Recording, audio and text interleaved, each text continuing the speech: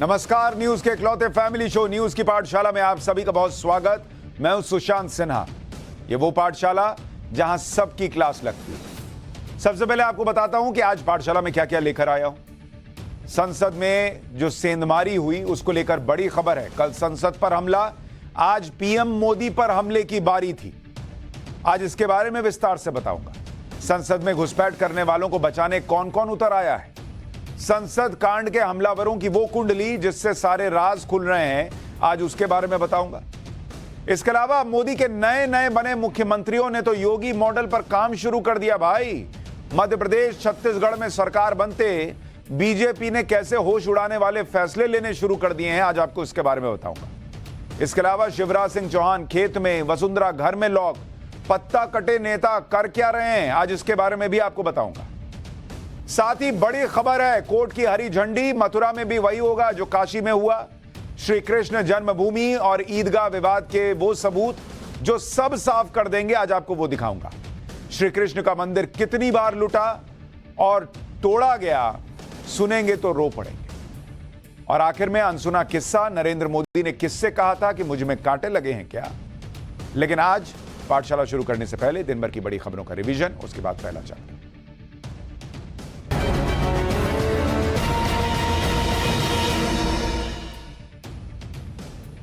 शराब घोटाले के आरोपों में तिहाड़ जेल में बंद दिल्ली के पूर्व डिप्टी सीएम मनीष सिसोदिया को सुप्रीम कोर्ट से फिर झटका लगा है। सुप्रीम कोर्ट ने सिसोदिया की जो उन्होंने एक रिव्यू पिटीशन लगाई थी कि भाई पिछली बार सुप्रीम कोर्ट ने जमानत नहीं दी, वो रिव्यू पिटीशन भी खारिज कर दी और इसमें शराब घोटाले के मामले में जमानत की मांग की गई थी। लेकिन अब वो सुप्रीम कोर्ट में खारिज हो गई, यानी सिसोदिया अभी जेल में ही रहेंगे। उत्तर प्रदेश में एसटीएफ ने हलाल सर्टिफिकेट जारी करने वाली संस्थाओं को नोटिस जारी कर दिया है। नोटिस का जवाब देने के लिए 7 दिन का समय दिया गया। यूपी एसटीएफ के नोटिस में पूछा गया है कि हलाल सर्टिफिकेट जारी करने के अधिकार तुमको कहां से मिले बॉस। इसकी जानकारी मांगी है एसटीएफ ने, और हलाल सर्टिफिकेट देने की जरूरत तुमको क्यों पड़ी, इस पर भी जवाब मांगा गया। योगी सरकार हलाल सर्टिफाइड प्रोडक्ट्स के उत्पादन और बिक्री पर पहले ही बैन लगा चुकी है उत्तर प्रदेश में।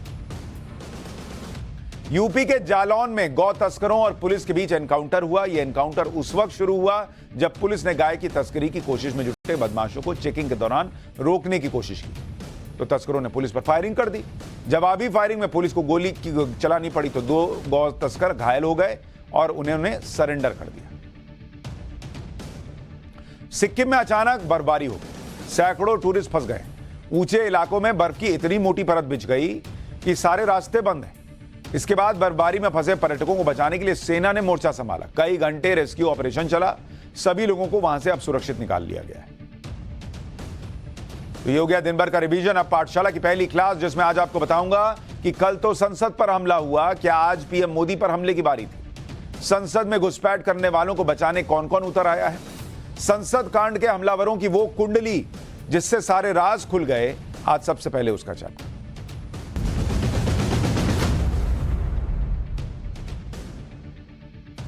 संसद में कल जो हुआ वो कैसे हुआ, ये तो सबको पता है। कौन लोग संसद में कूदे थे, उनके बारे में भी थोड़ी बहुत जानकारी कल आ गई। ये किस तरह से प्लानिंग करके संसद में कूदे थे, इसकी डिटेल्स भी आई। इस तरह की घटना से क्या सबक लिए जा सकते हैं, कैसे छोटी छोटी बातों को ध्यान में रखना है, ये सब संसद के कर्ता धर्ता देख रहे हैं। लेकिन जिसे राजनीति करनी है वो राजनीति ही कर रहा है। कल संसद पर हमला हुआ, आज पीएम मोदी पर राजनीतिक हमले होने लगे। मतलब आज मोदी जी को घेरने की बारी थी।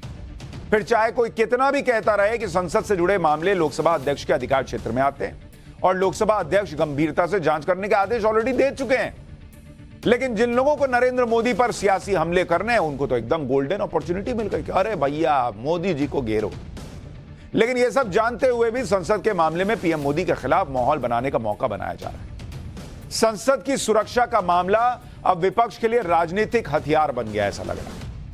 भाई एक होती है सीरियस कंसर्न कि भाई मैं चिंतित हूं, एक होता है देश के लिए चिंता है, वो दिखता है। एक है कि आपको दिख रहा है कि खाली आपका मोटिव है कि कैसे नरेंद्र मोदी पर हमले हो, सियासी हमले हो। और अब पब्लिक को भी वो दिखने लगा। आज लोकसभा की कार्रवाई शुरू होते ही विपक्ष ने जबरदस्त हंगामा किया।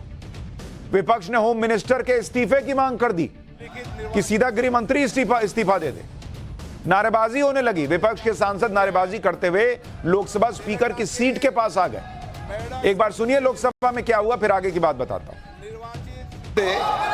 निर्वाचित श्री कोथा प्रभाकर रेड्डी तेलंगाना के नलगोड़ा संसदीय क्षेत्र से निर्वाचित श्री उत्तम कुमार रेड्डी, मैंने 13 दिसंबर 2023 से उनके त्यागपत्र को स्वीकार कर लिया है।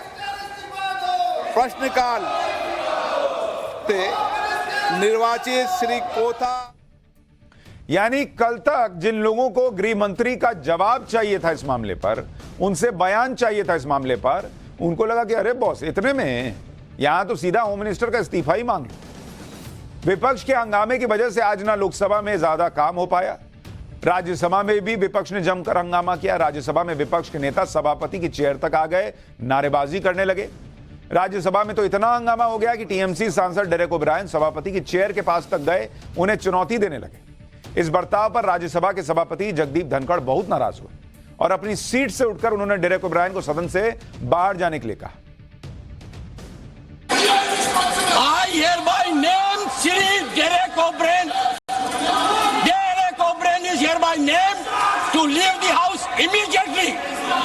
What are you doing, Mr. Derek O'Brien? You have committed breach of privilege. Mr. Derek O'Brien to leave the house immediately. Mr. Derek O'Brien to leave the house immediately. The house is not in order. No. Do you approve of it? He walks up to this place. यानी दोनों सदनों में जमकर हंगामा हुआ, जिसकी वजह से दोनों सदनों में विपक्ष के कुल 15 सांसद निलंबित किए गए, जिसमें 14 लोकसभा के और 1 राज्यसभा के सांसद। इन सभी सांसदों को चेयर की अवमानना करने के मामले में बाकी के सत्र से निलंबित कर दिया गया।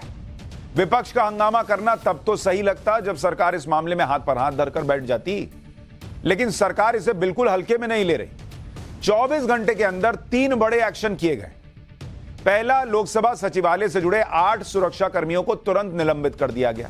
सूत्र बता रहे हैं कि ये सब दिल्ली पुलिस से जुड़े जवान हैं जिन पर विजिटर्स की तलाशी का जिम्मा था।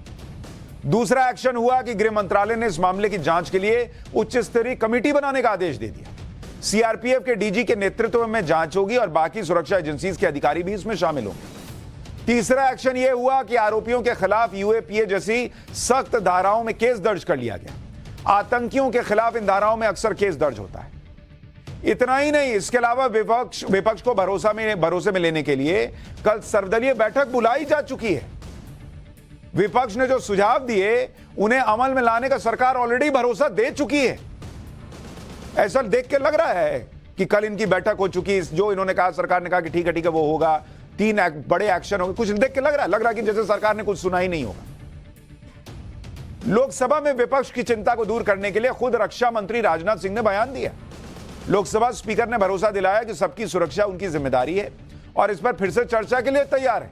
एक बार सुनिए वहां क्या कहा गया, फिर आगे की बातें बताता हूं।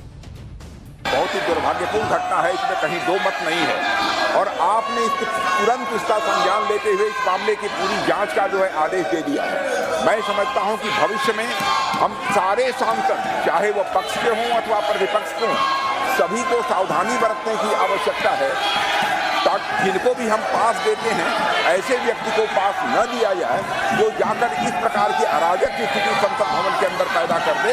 यह हम सभी को, केवल सत्ता पक्ष ही नहीं बल्कि दूसरे पक्ष के लोगों को भी यह सावधानी बरतने की जरूरत है। और आपने तुरंत संज्ञान लेकर इस मामले का, अध्यक्ष महोदय, आपने जांच का आदेश दिया है और अन्य भी जो प्रिकॉशन भविष्य में लिए जा सकते हैं वह लिए जाएंगे।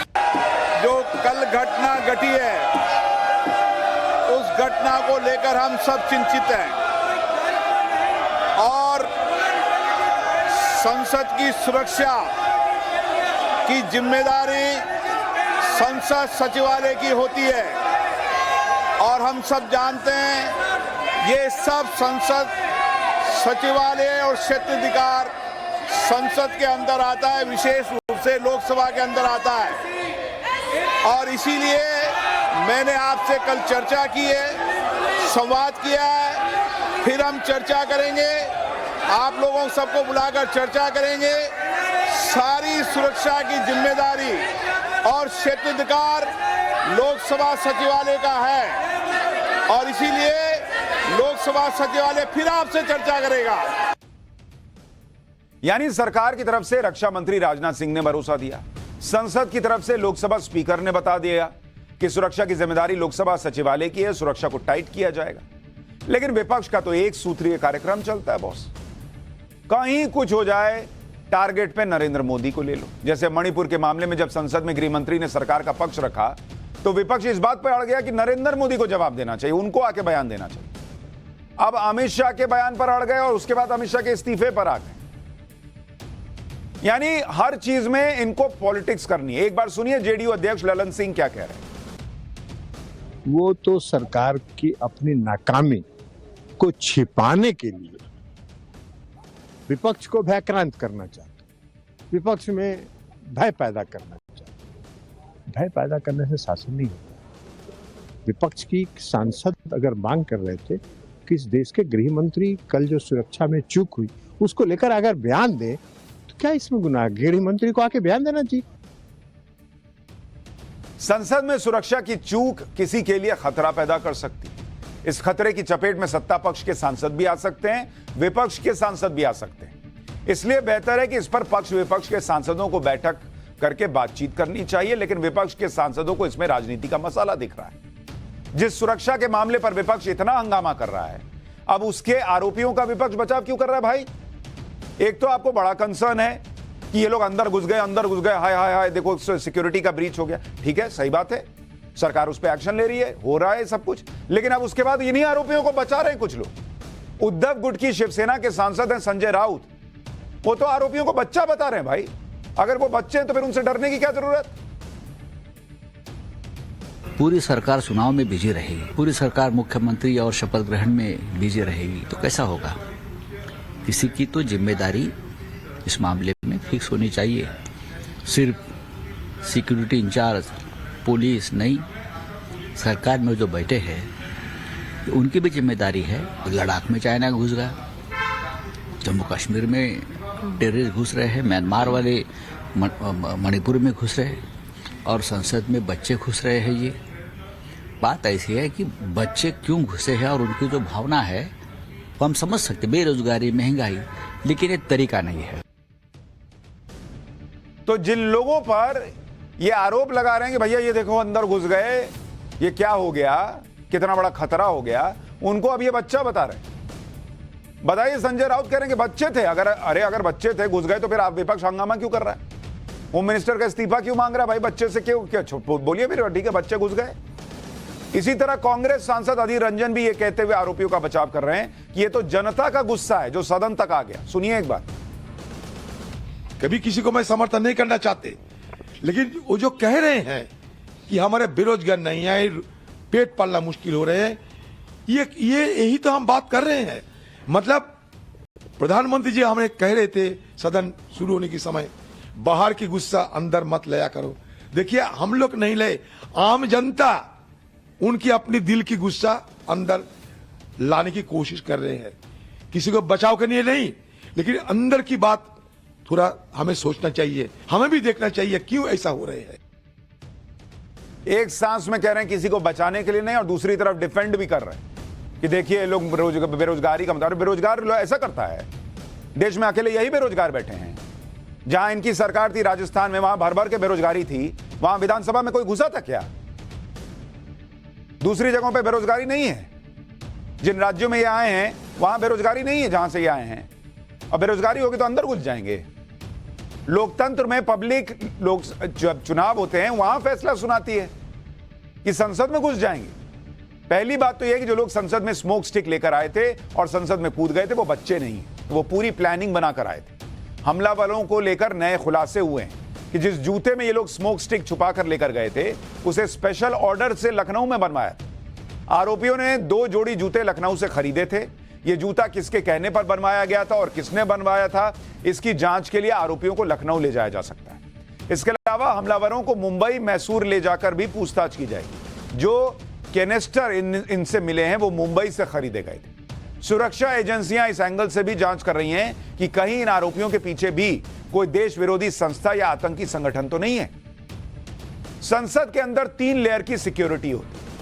इसके बारे में हमने आपको कल बताया था। ये 3 लेयर कहां कहां है, आपको वो तस्वीर भी देखनी चाहिए ताकि आपको पता चले कि वाकई कुछ कंसर्न्स हैं कि भाई ये कैसे हो गया, उन कंसर्न्स को समझते हुए मामला टाइट करना चाहिए, या भाई संसद में सिक्योरिटी नहीं है, ये लोग घुस गए करते हुए घुस गए। एक बार आप देखिए, ये आपको संसद की तस्वीर दिखा रहा हूं, जरा इसको जूम करके दिखाइए।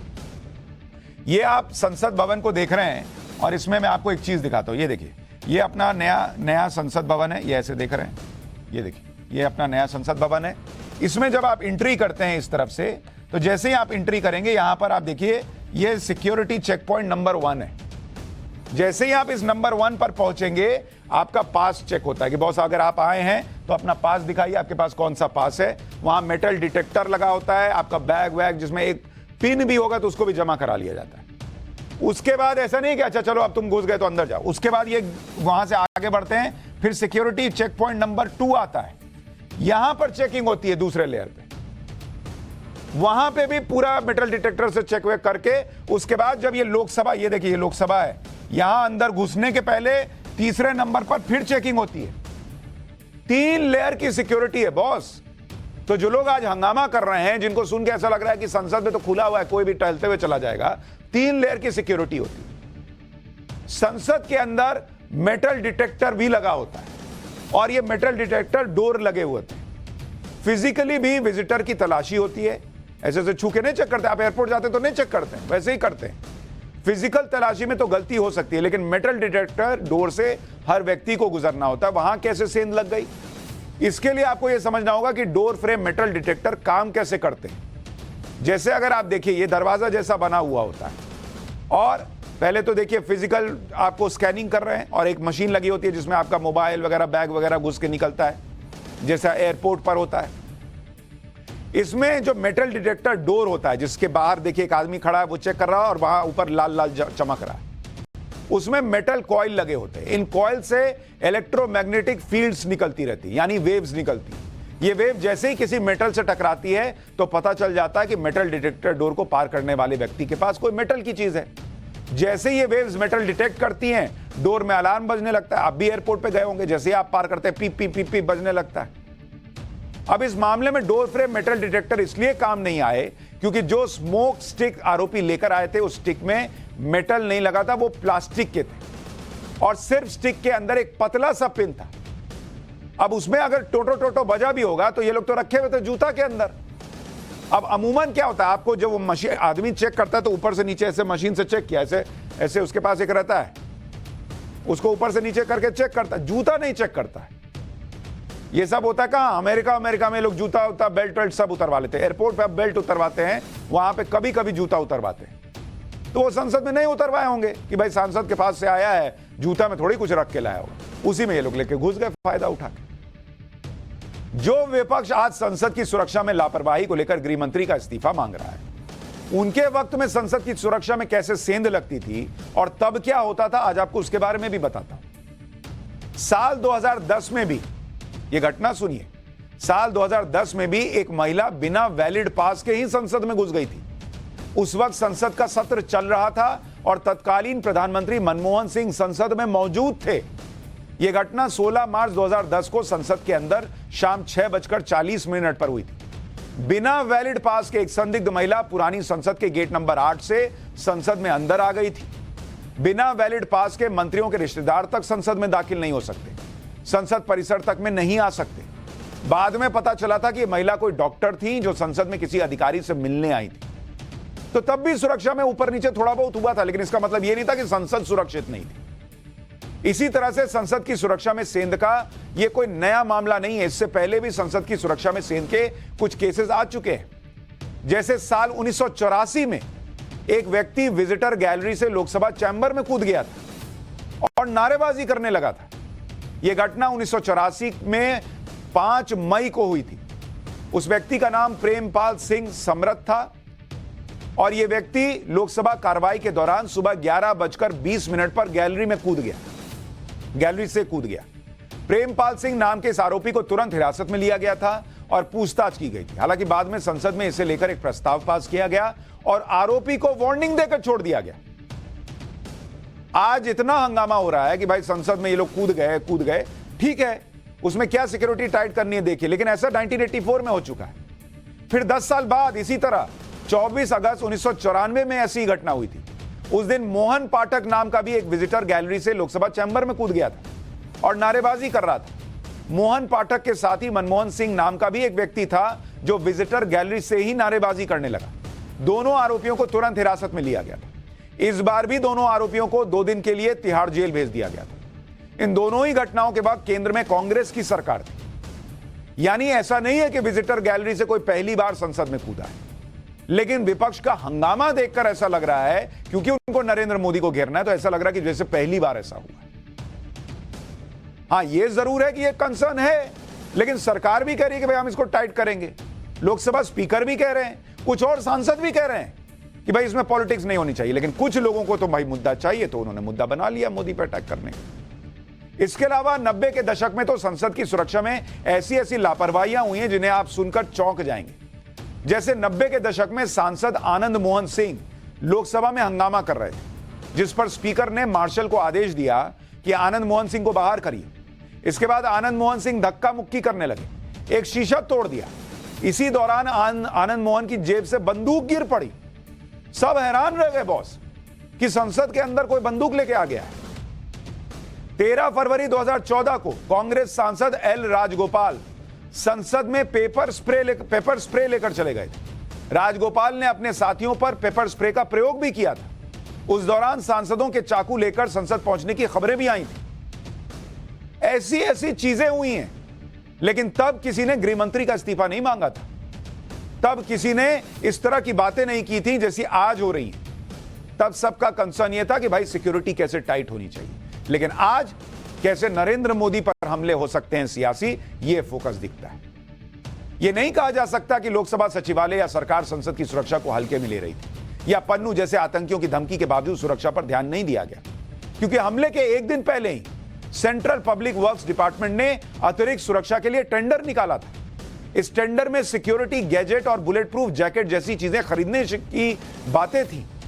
इसमें संसद परिसर की सिक्योरिटी बढ़ाना भी शामिल है। इसके लिए कुल 35 करोड़ रुपए खर्च किए जाने। यह टेंडर 12 दिसंबर को निकला था। यानी सरकार अगर सोई हुई है कि संसद की सुरक्षा है, जाओ हवा में रंद जैसा है, तो यह टेंडर क्यों निकलता बॉस? और एक दिन पहले ही निकला था। लेकिन नहीं, माहौल ऐसा बन रहा है जैसे संसद की सुरक्षा को ताक पे रख दिया गया है। और जिन्होंने इस बार यह किया है उनको पता है कि वो लंबा नपेंगे। आप देखिए एक्शन कैसा हो रहा है। संसद हमले के आरोपियों को आज कोर्ट में पेश किया गया। कोर्ट ने सभी 4 आरोपियों को 7 दिन की पुलिस कस्टडी में भेज दिया है। आरोपी मनोरंजन डी, सागर शर्मा, अमोल शिंदे और नीलम देवी को कोर्ट में पेश किया गया। सभी आरोपियों पर एंटी टेरर लॉ UAPA लगा दिया गया है। तो बाहर जो भी लोग इनको बच्चा बताते रहे, इनको अभी पता चलेगा। बेरोजगारी की बात कर रही थी ना, अंदर चक्की पीसने के लिए पूरा टाइम मिलेगा। सुनवाई के दौरान सरकारी वकील की तरफ से यह दलील दी गई कि इन आरोपियों ने जो किया वो एक आतंकी एक्ट है और सोची समझी साजिश के तहत यह किया। आरोपियों की कस्टडी मांगते हुए यह दलील भी दी गई कि इस हमले के पीछे का मोटिव क्या है और क्या इनके पीछे कुछ और लोग भी हो सकते हैं, अभी यह पता लगाना है। और इनको पुलिस कस्टडी में भेज दिया गया है। यानी अब यह जांच और आगे बढ़ेगी। संसद में घुसपैठ करने वाले हमलावरों पर नए खुलासे भी हुए। जैसे बताया गया कि बजट सत्र के दौरान ही मनोरंजन डी नाम के आरोपी ने संसद की रेकी कर ली थी। मनोरंजन डी संसद भवन गया था, जहां उसे यह पता चला कि जूतों की जांच नहीं हो रही है। यही वजह है कि आरोपी स्मोक स्टिक को जूते में छिपा कर लेकर गए। ये सभी आरोपी सोशल मीडिया के page Bhagat Singh fan club से जुड़े हुए थे। सभी आरोपी एक दूसरे को पिछले 4 साल से जानते थे और करीब 1.5 साल पहले मैसूर में मिले भी थे। सूत्रों के मुताबिक संसद में घुसपैठ की प्लानिंग जनवरी से चल रही। जुलाई में आरोपी सागर लखनऊ से दिल्ली आया और संसद भवन के बाहर उसने रेकी की। 10 दिसंबर को सभी आरोपी दिल्ली पहुंचे और गुरुग्राम में विक्की नाम के शख्स के घर रुके। हमले से पहले सभी आरोपी इंडिया गेट पर मिले, जहां सभी को स्मोक स्टिक बांटी गई। जांच के दौरान अमोल नाम के आरोपी ने बताया कि वो किसानों के प्रदर्शन, मणिपुर हिंसा और बेरोजगारी जैसे मुद्दों की वजह से परेशान थे, इसलिए उन्होंने यह संसद में घुसपैठ की। संसद हमले की प्लानिंग के पीछे एक आरोपी का पता भी चला है। इस आरोपी का नाम है ललित झा। ललित भी सभी आरोपियों के साथ गुरुग्राम में रुका हुआ था और हमले के वक्त संसद के बाहर मौजूद था। यही है ललित। ललित ही वो व्यक्ति है जिसने सोशल मीडिया अकाउंट से संसद के बाहर स्मोक स्टिक से धुआं छोड़ने का वीडियो बनाया था। सभी आरोपियों के फोन भी ललित के पास ही थे। जैसे ही हंगामा हुआ, वो सभी का मोबाइल लेकर भाग गया। ललित झा को ही हमले का मास्टरमाइंड बताया जा रहा है। सूत्रों के मुताबिक अभी तक की जांच में सारी कड़ियां ललित झा के इर्द गिर्द घूम रही हैं। सुरक्षा एजेंसीज को इस पूरे कांड के पीछे बड़ी साजिश की आशंका लग रही है और इसका खुलासा ललित झा के पकड़े जाने के बाद ही होगा। पूछताछ में पकड़े गए आरोपियों ने बताया कि ललित झा के कहने पर 13 दिसंबर की तारीख को चुना गया था। ललित झा ने ही सभी आरोपियों के गुरुग्राम में रहने का इंतजाम किया था। दिल्ली पुलिस को शक है कि ललित के पास जो मोबाइल है उसमें साजिश के कई सबूत हो सकते हैं, जिसे वो मिटाने की कोशिश करेगा। ललित झा की लास्ट लोकेशन राजस्थान के निमराना के पास मिली है और उसे पकड़ने के लिए लगातार दबिश डाली जा रही है, रेड मारी जा रही है। ललित झा से बंगाल में एक एनजीओ से भी जुड़े होने की बात है और इस एनजीओ की फंडिंग की जांच हो रही है। एनजीओ में ललित झा जनरल सेक्रेटरी के पद पर था। संसद पर हमले के आरोपियों के खिलाफ यूएपीए की धाराएं लगी। इन आरोपियों के परिजनों का क्या कहना है, एक बार वो भी सुनिए। नीलम के भाई कह रहे हैं कि नीलम ने जो किया वो ठीक नहीं किया, लेकिन जो मुद्दा उठाया वो सही था। सुनिए एक बार नीलम को, परिवार वालों को।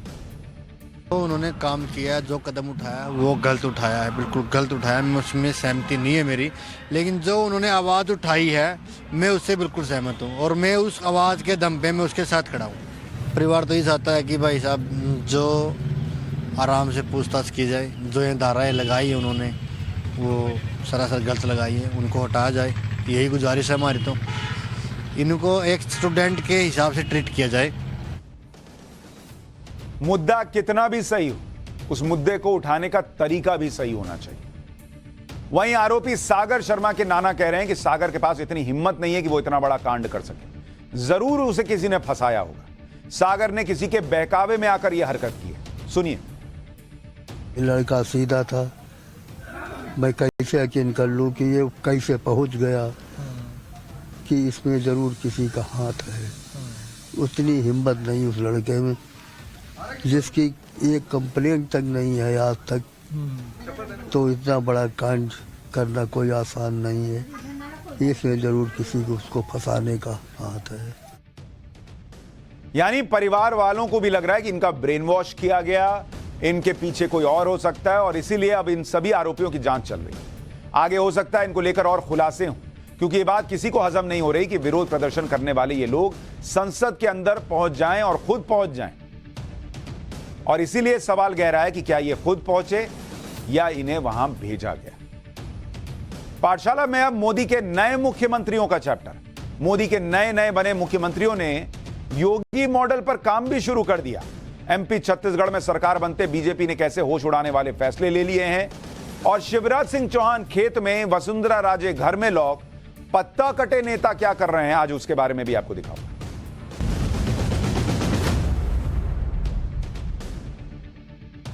तीन राज्यों में जब बीजेपी ने नए मुख्यमंत्री बनाए तो कुछ लोग कह रहे थे कि ये तो सिर्फ नाम के मुख्यमंत्री होंगे, ये नए चेहरे हैं, ये क्या ही कर लेंगे। लेकिन पीएम मोदी ने जिन्हें सीएम बनाया है वो आते ही ऐसे ऐसे एक्शन ले रहे हैं कि सबके होश उड़ गए। जैसे अगर आप देखें मध्य प्रदेश में तो नए नए बने मुख्यमंत्री बिल्कुल मुख्यमंत्री योगी वाली स्टाइल में काम कर रहे हैं। जैसे सीएम योगी ने यूपी में आते ही कानून व्यवस्था टाइट करनी शुरू की थी, गुंडे माफियाओं को राइट टाइम पर ला दिया था, वैसे ही मोहन यादव ने एमपी में आते ही काम शुरू किया है। मोहन यादव ने एमपी में आते ही बुलडोजर चलवा दिया। तस्वीरें देखिए, यह भोपाल की तस्वीर है। यानी जैसे बुलडोजर यूपी में चलता था वैसे ही बुलडोजर भोपाल में चलने लग गया, जहां 3 आरोपियों के घरों पर बुलडोजर चल गया। मोहन यादव के मुख्यमंत्री की कुर्सी पर बैठते ही नगर निगम की टीमें बुलडोजर लेकर पहुंची और आरोपियों के अवैध निर्माण को ध्वस्त कर दिया। जिनके घरों पर बुलडोजर चला है, जो योगी वाला बुलडोजर मॉडल मध्य प्रदेश में दिखने लगा है, ये वही लोग हैं जिन्होंने कुछ दिन पहले भोपाल में बीजेपी के कार्यकर्ता का हाथ काट दिया। इस हमले का आरोपी फारूक राइन नाम का व्यक्ति था। आरोपी फारूक और उसके साथियों ने 5 दिसंबर को बीजेपी कार्यकर्ता देवेंद्र ठाकुर पर जानलेवा हमला किया था। फारूक राइन और उसके साथियों ने बीजेपी कार्यकर्ता देवेंद्र ठाकुर पर तलवार से हमला किया था, जिसमें देवेंद्र का हाथ कट गया था। आरोपी फारूक राइन पर अलग अलग थानों में 14 केस दर्ज हैं और उसका नाम भोपाल के हबीबगंज थाने की गुंडा लिस्ट में शामिल है। और अब फारूक के घर पर बुलडोजर चल गया, यानी क्रिमिनल्स पर वही बुलडोजर वाला एक्शन जो यूपी में देखने को मिलता है अब मध्य प्रदेश में दिख रहा है। बीजेपी कार्यकर्ता का हाथ काटने वाले सभी आरोपी पहले ही पकड़े जा चुके हैं, लेकिन मोहन यादव जैसे ही सीएम की कुर्सी पर बैठे, उन्होंने इन आरोपियों के अवैध निर्माण पर बुलडोजर चलवा दिया। यानी बिल्कुल योगी मॉडल। और मोहन यादव एमपी में अब इस पर काम कर रहे हैं। वो ऐसे ऐसे एक्शन ले रहे हैं कि गुंडागर्दी करने वाले और कानून तोड़ने वालों के होश उड़ गए। पहले दिन ही जब ऐसा ट्रेलर दिख रहा है तो सोचिए पूरे 5 साल में पिक्चर कैसी हो। नए सीएम का बुलडोजर सिर्फ एक जगह नहीं चला, ये बुलडोजर अपराधियों के अलावा अवैध अतिक्रमण करने वालों पर भी चल रहा है। भोपाल के बाद उज्जैन में भी बुलडोजर चला। उज्जैन में जिन लोगों ने खुले में मीट की अवैध दुकानें लगा रखी, जिन्होंने इन अवैध दुकानों से अतिक्रमण कर रखा था, उन अवैध दुकानों को बुलडोजर से गिरा दिया गया है। यानी मीट का लाइसेंस है तो बेचो, लेकिन मीट का लाइसेंस नहीं है और अवैध दुकान खोल दिए हो और जगह हथिया लिए हो, उस पर उज्जैन में बुलडोजर चल रहा है। अवैध दुकानों पर एक्शन से पहले प्रशासन की टीम ने मुनादी की और दुकानदारों को अपना सामान हटाने का मौका दिया। सुनिए वहां क्या कहा गया। अवैध पंक्ति भी हटा लीजिए आप लोग, ये जो अवैध पंक्ति लगी है वहाँ पे ठेले बुकते आप भी स्वेच्छा से हटा लीजिए आप लोग। नहीं तो जब्ती की कार्रवाई की जाएगी जिसमें टूट-फूट की जिम्मेदारी आप स्वयं की रहेगी। 3 बजे बाद आपके खिलाफ कार्रवाई की जाएगी निगम के द्वारा। अब अवैध दुकान खोलकर उस पर बॉडी बिल्डर का फोटो लगाने से काम नहीं चलेगा, क्योंकि बुलडोजर चलेगा। यानी ये क्लियर मैसेज दिया जा रहा है मध्य प्रदेश में कि उज्जैन में इस तरह का अवैध निर्माण और अतिक्रमण बर्दाश्त नहीं किया जाएगा। इनफैक्ट मध्य प्रदेश में नहीं किया जाएगा। उज्जैन महाकाल की नगरी है और नए सीएम का इलाका भी है, इसलिए मोहन यादव के सीएम की कुर्सी पर बैठते ही उज्जैन में बुलडोजर चलने लगा। लेकिन इस पर राजनीति भी शुरू हो गई।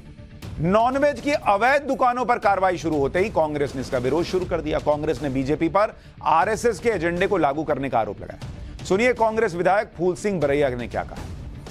ये सरकार का फैसला सरासर गलत है और ये अन्यायपूर्ण है। अगर उन्हें खुले में रोकना है अंडे और मांस, तो सरकार को उन्हें दुकानें देना चाहिए।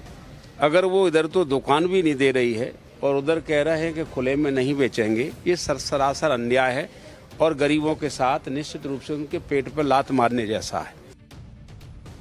वाह बॉस, ये बढ़िया हिसाब है कि आप कोई जमीन पर कब्जा करके वहां अवैध दुकान खोल दीजिए और बाद में सरकार उसको न गिराए तो आपको एक दुकान बना के दे। तो भैया एक घर बना लीजिए अवैध जगह पे, उसके बाद कहिए कि ये घर बना लिए हैं, अब इसको आप तोड़िएगा तो हमको एक बंगला बना के दीजिए। कांग्रेस का भी अलग ही हिसाब है। लेकिन एमपी में नए सीएम का बुलडोजर रुकने वाला नहीं है। मुख्यमंत्री मोहन यादव ने पहली कैबिनेट बैठक के बाद क्लियर कह दिया कि जिसे काम धंधा करना है वो करे, लेकिन नियम कायदे कानून से ही सब चलेगा, मनमानी नहीं चलेगी। सुनिए कैबिनेट की बैठक के बाद खुले में नॉनवेज बेचने के मुद्दे पर सीएम मोहन यादव क्या बोले। सेफ्टी नियम लागू होने के बाद खुले में मांस या अंडे की दुकान चलाना, ये भारत सरकार ने भी इसमें दिशा निर्देश जारी किए हुए हैं। इस चीज़ को कड़ाई से लागू करने के लिए हमने कैबिनेट में इसके संबंध में तैयारी करने के लिए कहा है और चूँकि इस दिशा में योग्य प्रकार से जन जागरण भी हो जाए और जिनको ये बिजनेस करना उनको उसके दायरे भी बता दिए जाए, कैसे करना है, क्या करना है। हमने कहा कि धार्मिक स्थल पे अगर कोई इस सीमा का उल्लंघन करेगा तो उसके लिए कार्रवाई करेंगे। भाई यही बात योगी कहते हैं कि नियम से चलोगे, कायदे से चलोगे तो फायदे में रहोगे, और नियम कायदा तो सबके लिए बराबर है। भाई वो ये तो नहीं कह रहे कि हम फलाने धर्म के लोगों की अवैध दुकानें तोड़ेंगे, वो कह रहे हैं अवैध है तो तोड़ देंगे। लेकिन जो समर्थन में आ रहे हैं दुकानदारों के, वो धर्म देख के आ रहे हैं।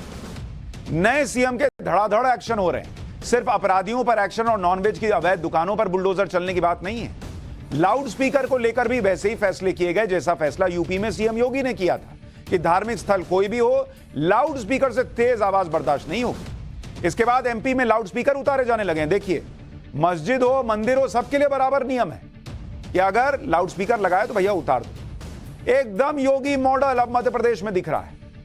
एमपी में लाउड स्पीकर को लेकर जो फैसला लिया गया है उसके तहत धार्मिक स्थलों पर तय सीमा के मुताबिक ही लाउड स्पीकर और डीजे का इस्तेमाल हो सकता है।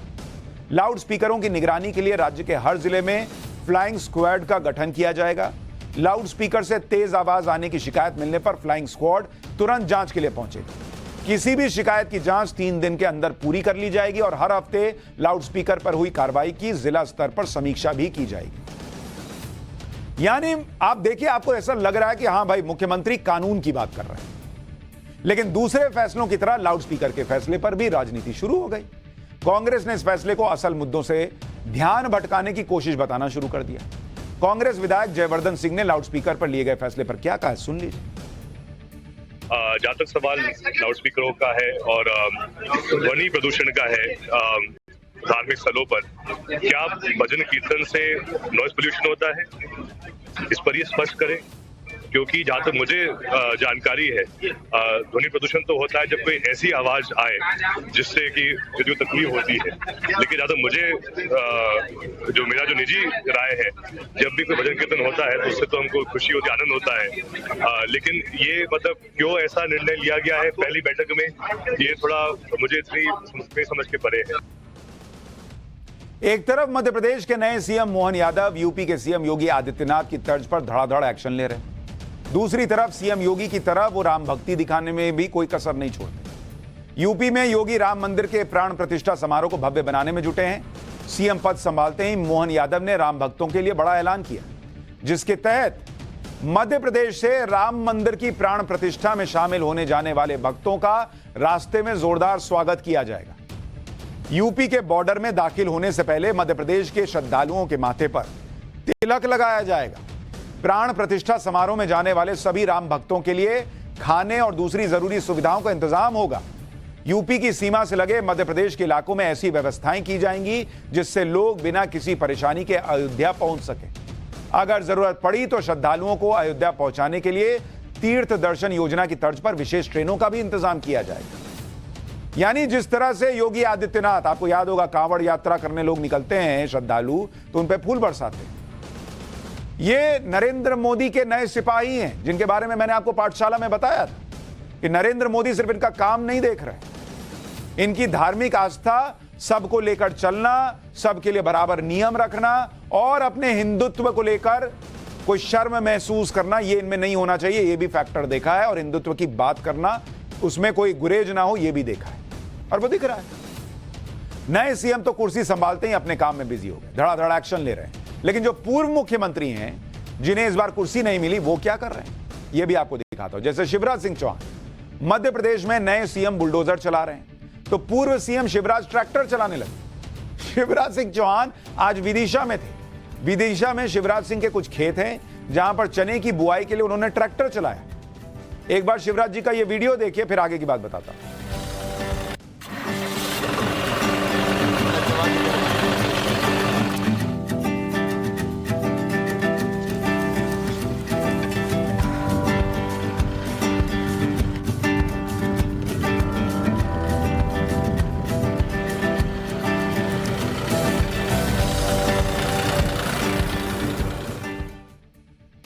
लेकिन ये वही शिवराज सिंह चौहान है जो चुनाव जीतने के बाद लगातार लोगों से मिल रहे थे। तब लोग कह रहे थे कि बहुत थोड़ा रिलैक्स कर लीजिए, तो कह रहे नहीं नहीं, हमको तो मोदी जी को 29 की 29 सीट जितानी है। और जैसे ही मुख्यमंत्री की कुर्सी नहीं मिली तो खेत में चले गए खेती करने। सीएम के सवाल पर कहते थे कि वो तो 2024 के चुनाव में जुट गए हैं, मोदी जी को बिना 29 सीट जिताए मानेंगे नहीं। लेकिन जब सीएम की कुर्सी नहीं मिली तो विदिशा में खेती करने लग गए। क्या शिवराज सिंह चौहान भूल गए कि उन्हें नरेंद्र मोदी को एमपी की 29 सीटें जितानी है? एमपी में 2019 के चुनाव में बीजेपी को 28 सीटें मिली थी 29 में से, सिर्फ छिंदवाड़ा की सीट पर कांग्रेस जीती थी। तो अब तो मुझे लगता है अगर शिवराज जी इतना सीरियस थे उस वक्त, तो अभी भी रहना चाहिए और उनको तो कह देना चाहिए कि मैं छिंदवाड़ा से लोकसभा का चुनाव लड़ूंगा और वो 29वीं सीट भी जिता कर दूंगा। लेकिन चुनाव जीतने के 2 दिन बाद शिवराज सिंह चौहान जब कमलनाथ के गढ़ छिंदवाड़ा पहुंचे थे, एक बार क्या कहे थे सुनिए, याद कीजिए। 2024 में फिर मोदी जी प्रधानमंत्री बनेंगे, कोई संदेह नहीं है, लेकिन मध्य प्रदेश में कोई कसर बाकी ना रह जाए। बोले तो पहले पिछले बार हम 29 में से 28 सीटें जीते थे, एक छिंदवाड़ा नहीं जीत पाए थे। आज से हम मिशन 2024 प्रारंभ कर रहे हैं कि 29 में से 29 की 29 सीटें छिंदवाड़ा सहित, और सबसे पहले छिंदवाड़ा भारतीय जनता पार्टी जीते, इसका अभियान भी हम आज से प्रारंभ कर रहे हैं। तो जब तक मुख्यमंत्री का नाम ऐलान नहीं हुआ था, शिवराज जी मिशन 2024 चला रहे थे, बैठकर कहीं खाना खा रहे थे, कहीं लाडली बहना योजना के लोगों से की महिलाओं से मिल रहे थे। अब अचानक खेती करने चले गए। अब जब शिवराज सिंह चौहान को सीएम नहीं बनाया गया तो शिवराज सिंह चौहान का होगा क्या, यह सवाल बहुत सारे लोगों के मन में है। क्योंकि शिवराज सिंह चौहान को ना तो छत्तीसगढ़ में जैसे रमन सिंह को स्पीकर बनाया गया है, तो उस तरह से कोई पद तो उनको मिला नहीं, ना ही कोई और पद दिया गया है, वो अभी सिर्फ विधायक ही हैं। शिवराज सिंह चौहान को एमपी में मंत्री भी नहीं बनाया जा सकता क्योंकि वो सीनियर नेता हैं, पूर्व मुख्यमंत्री हैं। लेकिन बीजेपी में होने को तो कुछ भी हो सकता है। भाई यहां सांसद बैठे थे, उनको वहां जाके विधायक बना दिया, केंद्र में मंत्री थे, वहां विधायक बन के बैठे हैं, तो होने को तो कुछ भी हो सकता है। लेकिन लोग कह रहे हैं कि भाई अभी सीएम थे, अभी तुरंत मंत्री थोड़ी बनेंगे। ऐसे में एक विकल्प यही है कि या तो शिवराज सिंह चौहान को दिल्ली लाया जाए और यहां केंद्र में कोई जिम्मेदारी दे दी जाए। लेकिन अभी केंद्र सरकार के मंत्रिमंडल विस्तार की कोई संभावना दिख नहीं रही और चुनाव भी ज्यादा दूर नहीं है, इसलिए शिवराज सिंह चौहान के केंद्र में अभी मंत्री बनने की संभावना भी कम दिखती है। अब विकल्प यही है कि या तो चुनाव तक शिवराज सिंह चौहान खाली रहें और लोकसभा चुनाव लड़ लें, फिर केंद्र सरकार में कोई जिम्मेदारी मिल जाए। शिवराज ने जिस तरह से विदिशा में खेती करते वीडियो डाला, उससे ये सवाल उठ रहे हैं कि क्या शिवराज विदिशा से लोकसभा चुनाव लड़ेंगे, क्योंकि विदिशा से वो पहले भी सांसद रह चुके हैं। इसी तरह राजस्थान में भी वसुंधरा राजे सीएम पद का ऐलान होने से पहले लगातार एक्टिव थी। विधायक दल की बैठक वाले दिन तक बीजेपी विधायकों के साथ बैठकें कर रही थी, उससे पहले विधायकों को बुलाकर डिनर करा रही थी, बीजेपी हाईकमान से मिलने दिल्ली आ गई थी। लेकिन वसुंधरा राजे भजनलाल शर्मा को सीएम बनाए जाने के बाद अपने घर से बाहर ही नहीं निकली है, कहा जा रहा है। ऐसे में राजस्थान में कल होने वाले शपथ ग्रहण में वसुंधरा राजे के शामिल होने पर भी सस्पेंस बन गया है। जयपुर में पूर्व सीएम वसुंधरा राजे के घर से एक रिपोर्ट देखी हमारी सहयोगी की, क्योंकि वहां चर्चा हो रही है कि भाई मैडम 2 दिन से घर से निकली नहीं है, जैसे ऐसा लग रहा है अपने आप को घर में लॉक कर लिया है जब से नए मुख्यमंत्री का ऐलान हुआ है। देखिए हमारे सहयोगी की रिपोर्ट। जब से भजनलाल शर्मा के नाम की घोषणा हुई है उसके बाद वसुंधरा राजे अपने आवास पर हैं, निकली नहीं है। हो सकता है कि कल शपथ समारोह में शामिल हों, ये संभावना जताई जा रही है, लेकिन फिलहाल उनके आवास पर गेट बंद है। और ये 13 सिविल लाइन वो जगह है सिविल लाइन में जहां पर पूर्व मुख्यमंत्री वसुंधरा राजे रहती हैं, जो भजनलाल शर्मा के लिए प्रस्तावक भी बनी थी। विधायक दल की बैठक जब हुई थी, एक पर्ची उन्हें दी गई थी, पर्ची में भजनलाल शर्मा का नाम आया था और उसके बाद से राजे अपने आवास आ गई और आवास पर फिलहाल मौजूद है, जैसा कि उनके नज़दीकी लोगों से हमारी फ़ोन पर बात। यानी अब ना कोई विधायक मिलने पहुंच रहा है, ना वसुंधरा जी किसी से मिल रही। अब देखिए बाद में क्या होता है शपथ ग्रहण में। लेकिन पाठशाला में अब अगली क्लास। कोर्ट की हरी झंडी, मथुरा में क्या वही होगा जो काशी में हुआ? श्री कृष्ण जन्मभूमि और ईदगाह विवाद के वो सबूत जो सब साफ कर देंगे। श्री कृष्ण मंदिर कितनी बार लूटा और तोड़ा गया, सुनेंगे तो आज रो पड़े।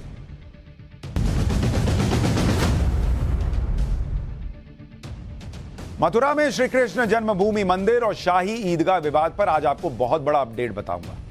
सनातन के प्रतीकों को उनकी पहचान वापस दिलाने की दिशा में कैसे आज एक कदम और बढ़ाया गया है, आप सुनेंगे तो खुश हो जाएंगे। मथुरा जहां श्री कृष्ण का जन्म हुआ था, कंस के कारागार में जन्मे श्री कृष्ण ने बाद में मथुरा वासियों को कंस के अत्याचार से मुक्ति दिलाई थी। जिस कारागार में श्री कृष्ण भगवान का जन्म हुआ उसे कृष्ण जन्म स्थान कहते हैं और वहीं पर एक मंदिर बनाया गया। हिंदू पक्ष का दावा है कि 17वीं शताब्दी में उस मंदिर का एक हिस्सा तोड़कर शाही ईदगाह मस्जिद बनाई गई। तब से श्री कृष्ण जन्मभूमि मंदिर और शाही ईदगाह मस्जिद का विवाद चल रहा है। आप देखिए कि मंदिर के ठीक बगल में मस्जिद बनी है, देख रहे हैं जैसे काशी में दिखता है ना, वैसे ही एकदम बगल में मस्जिद है। मस्जिद के नीचे कंस का कारागार होने का दावा है। मस्जिद के अंदर हिंदू प्रतीक होने का दावा किया जाता है। दावा है कि मंदिर की जमीन पर मस्जिद बनी हुई है। मस्जिद परिसर के अंदर से परिक्रमा भी होती है। मस्जिद की सच्चाई को सामने लाने के लिए हिंदू पक्ष आर्कियोलॉजिकल सर्वे ऑफ इंडिया के सर्वे की मांग कर रहा था और इसी पर इलाहाबाद हाईकोर्ट ने आज बड़ा फैसला सुना दिया है। इलाहाबाद हाईकोर्ट ने जो फैसला सुनाया उसके मुताबिक मथुरा के विवादित परिसर का अब सर्वे होगा। एडवोकेट कमिश्नर नियुक्त किया जाएगा। एडवोकेट कमिश्नर ही सर्वे करेगा। सर्वे की वीडियोग्राफी होगी और 18 दिसंबर को तय होगा कि सर्वे कब होगा और कौन कौन इसमें शामिल होगा। यानी ईदगाह मस्जिद के अंदर क्या क्या है वो दुनिया के सामने आएगा। इलाहाबाद हाईकोर्ट के जस्टिस मयंक जैन की सिंगल बेंच ने यह आदेश दिया है यानी अब मथुरा में शाही ईदगाह मस्जिद के अंदर छिपे सनातन के प्रतीक होने का जो दावा है वो दुनिया के सामने आएंगे। हिंदू पक्ष के वकील विष्णु शंकर जैन ने कोर्ट के आदेश के बाद क्या कहा है, एक बार सुनिए, फिर वहां कौन से साक्ष्य होने की बातें हैं वो आपको बताऊंगा।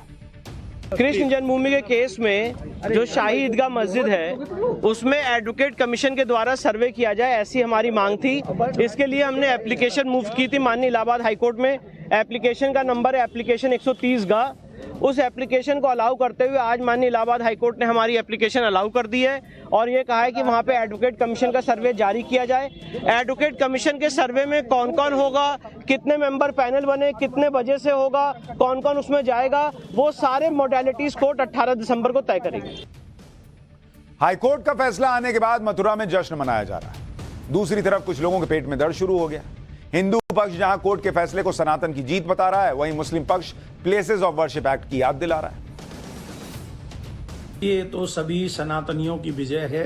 जो पूर्व काल में कुछ लोगों ने सनातन की भावनाओं को, सनातन को मिटाने का जो प्रयास किया गया था, उस प्रयास को चाहे देर से ही सही मिटाने का कार्य अब कानूनी तौर पर प्रारंभ हुआ है। इसका मतलब है एक और कदम सनातन की विजय के लिए, सत्य की विजय की ओर बढ़ गए। एक और बात बता दें, ये शुरुआत है, अभी और भी कुछ होगा जो सनातन के लिए एक विजय पथ साबित करेगा। मस्जिद हो या ईदगाह हो, कभी भी किसी भी के भी दूसरी ज़मीन पर नहीं बनाता है। और फिर दूसरा मसला ये है कि प्लेसेस ऑफ वर्शिप एक्ट 1991 आज भी एग्जिस्ट कर रहा है, तो इन तमाम बातों को भी मद्देनज़र रखना ज़रूरी है। क्या आप लोग इसको हाई कोर्ट में चैलेंज करेंगे? दूसरी चीज़, कोर्ट ने 18 तारीख दी है कोर्ट कमिश्नर अपॉइंट करने के लिए, इसमें नहीं, जाहिर सी बात है सभी के लिए हायर कोर्ट्स के और सुप्रीम कोर्ट के रास्ते खुले हैं। हालांकि एक बात अभी तक समझ में नहीं है, काशी हो या मथुरा हो, बार बार दावा यह होता है कि मस्जिद जो है वो मंदिर की जगह पे नहीं बनी, लेकिन जांच और सर्वे से क्यों भागते हैं लोग समझ में नहीं आता। अगर ईदगाह मस्जिद भी मंदिर की जगह पर नहीं बनी है, वहां कोई ऐसे साक्ष्य नहीं है, तो वीडियोग्राफी हो जाएगी तो क्या ही दिक्कत है भाई, हमेशा के लिए विवाद खत्म हो जाएगा। इससे अच्छा और क्या हो सकता है। लेकिन इलाहाबाद हाईकोर्ट ने मथुरा के विवादित परिसर के सर्वे का जो आदेश दिया है, इसका मतलब क्या है यह भी आपको बताता हूं। यह फैसला मथुरा विवाद में हिंदू पक्ष की शुरुआती कामयाबी माना जा रहा है। ज्ञानवापी केस में भी सबसे पहले इसी तरह का सर्वे हुआ था, उसके बाद एएसआई सर्वे करने के आदेश जारी हुए थे। ऐसे ही मथुरा में भी एएसआई सर्वे के दरवाजे खुल सकते हैं। मथुरा में एडवोकेट कमिश्नर का सर्वे बिना खुदाई तोड़फोड़ के होगा। सर्वे में किसी मशीन का प्रयोग भी नहीं किया जाएगा। ज्ञानवापी की तरह फोटो और वीडियोग्राफी होगी। सर्वे में मिली हर वस्तु, फोटो और वीडियो की लिस्ट बनाई जाएगी। सर्वे की रिपोर्ट तैयार होने के बाद कोर्ट में उसे पेश किया जाएगा। एडवोकेट कमिश्नर के सर्वे के दौरान विवादित परिसर में कहां कहां क्या क्या मिल सकता है, हिंदू पक्ष के मुताबिक क्या दावा है वो भी आपको बताता हूं। सबसे बड़े सबूत मस्जिद के बेस में मिल सकते हैं, जहां कंस का कारागार होने का दावा किया करता है हिंदू पक्ष। मस्जिद के स्तंभों पर हिंदू धार्मिक प्रतीक मिल सकते हैं। मस्जिद के नीचे तहखाना होने का भी दावा किया जाता है। तहखाना है तो वहां भी हिंदू प्रतीक मिल सकते हैं, यह दावा है। कमल के आकार का स्तंभ मिल सकता है। शेषनाग की छवि भी मिल सकती है। इसके अलावा मस्जिद परिसर में अगर सालों में से बंद कमरे हैं तो वहां भी सर्वे किया जा सकता है और वहां से कई राज खुल सकते हैं। आपको श्री कृष्ण जन्मभूमि और शाही ईदगाह विवाद के कानूनी पहलू के बारे में भी विस्तार से जानना चाहिए। दरअसल विवाद 13.37 एकड़ जमीन के मालिकाना हक की, जिसमें 10.9 एकड़ जमीन श्री कृष्ण जन्मस्थान के पास है और 2.5 एकड़ जमीन शाही ईदगाह के पास है। अंग्रेजों के शासन में 13.37 एकड़ की जमीन की नीलामी में इसे बनारस के राजा पटनीमल ने खरीद लिया और 1944 में जुगल किशोर बिड़ला ने पटनीमल के वंशजों से यह जमीन खरीदी। 1951 में श्री कृष्ण जन्मभूमि ट्रस्ट बनाया गया और तय हुआ कि मथुरा में भव्य मंदिर का दोबारा निर्माण किया जाएगा और ट्रस्ट उसका प्रबंधन करेगा। इसी बीच 1958 में श्री कृष्ण जन्मस्थान सेवा संघ नाम की संस्था का गठन हुआ, जिसको जमीन का कानूनी अधिकार भी नहीं था, लेकिन इसने ट्रस्ट के लिए भूमिका निभानी शुरू कर दी। इस संस्था ने 1964 में पूरी जमीन के मालिकाना हक के लिए केस दाखिल किया, लेकिन इसी बीच 1968 में मुस्लिम पक्ष के साथ समझौता भी कर लिया। 1968 के समझौते में मुस्लिम पक्ष ने मंदिर के लिए अपने कब्जे की कुछ जमीन छोड़ी और मुस्लिम पक्ष को बदले में पास की जमीन दी गई, लेकिन 1968 के समझौते पर सवाल खड़े होते रहे। इस केस में कहा गया कि कटरा केशव देव की पूरी संपत्ति ट्रस्ट की है और श्री कृष्ण जन्मस्थान सेवा संस्थान को इसका मालिकाना हक दिया ही नहीं जा सकता। तो जब मालिकाना हक ही नहीं है उनके पास, तो उन्होंने जो 1968 में समझौता किया मुस्लिम पक्ष के साथ, वो तो अवैध हो गया। हिंदू पक्ष की याचिका में कहा गया है कि भगवान कृष्ण का जन्मस्थान कंस का कारागार था और कंस का कारागार ईदगाह के नीचे है। भगवान कृष्ण का जन्मस्थान हिंदुओं के लिए पवित्र है, इसलिए पूरी 13.37 एकड़ जमीन हिंदुओं को दी जाए और वहां से शाही ईदगाह को हटाया जाए। मथुरा में श्री कृष्ण जन्मभूमि का इतिहास भी आज आपको बताता हूं, क्योंकि ये वो इतिहास है जिसके बारे में आप सुनेंगे तो आपकी आंखें नम हो जाएंगी कि श्री कृष्ण मंदिर कितनी बार लूटा और तोड़ा गया। महमूद गजनवी ने 1017 में मथुरा पर हमला किया था और 21 दिन तक मथुरा को लूटा। 21 दिन।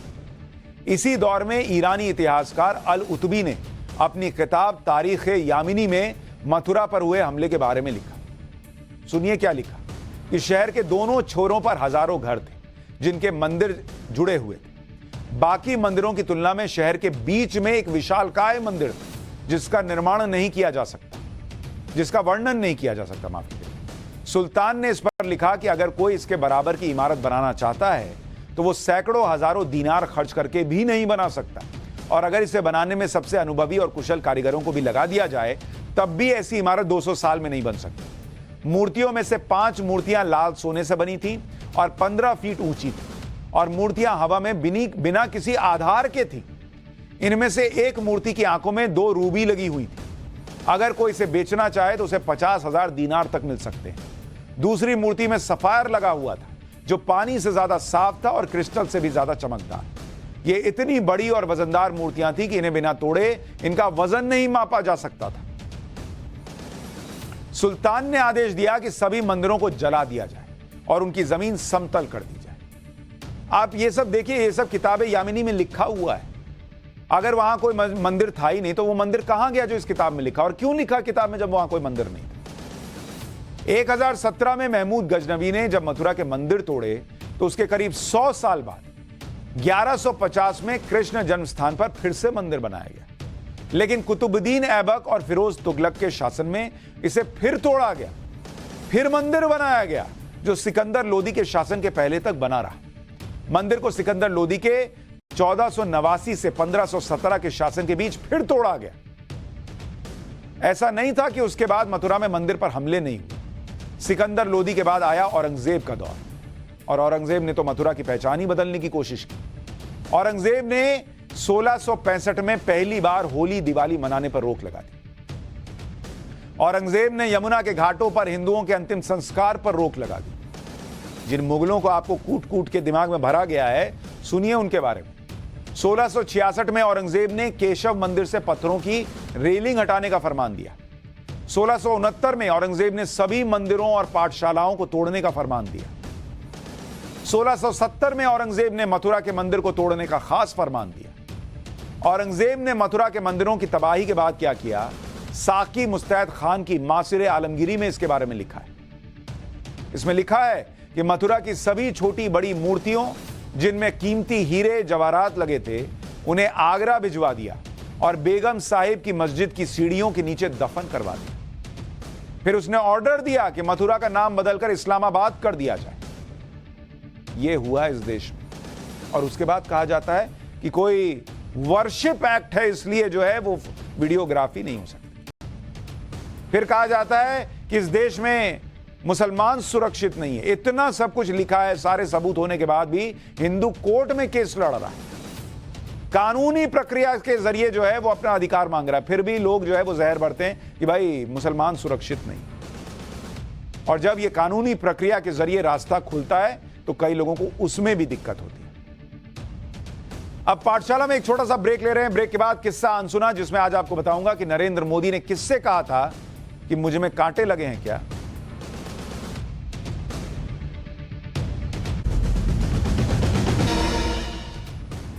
पाठशाला में अब किस्सा अनसुना।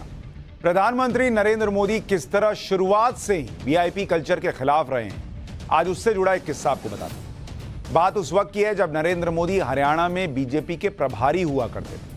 उस वक्त नरेंद्र मोदी को करीब से देखने वाले हरियाणा बीजेपी के नेता मनोज जैन ने यह किस्सा बताया था कि एक बार नरेंद्र मोदी हरियाणा बीजेपी की प्रदेश कार्य समिति की बैठक में हिस्सा लेने सोनीपत पहुंचे। उस वक्त मनोज जैन नरेंद्र मोदी को रिसीव करने पहुंचे तो मनोज जैन ने बताया कि उन्होंने नरेंद्र मोदी को गाड़ी की पिछली सीट पर बैठाया क्योंकि भाई वो प्रभारी थे और खुद आगे की सीट पर बैठने के लिए दरवाजा खोलने लगे।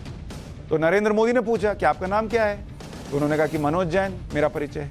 इसके बाद नरेंद्र मोदी ने कहा कि मनोज जी मेरे में कांटे लगे हैं क्या, तो जिस पर मनोज जैन ने कहा कि नहीं कांटे तो नहीं लगे हैं। तो नरेंद्र मोदी बोले तो फिर उनके भाई मेरे साथ बैठिए, उनके साथ मेरे साथ क्यों नहीं बैठ रहे हैं।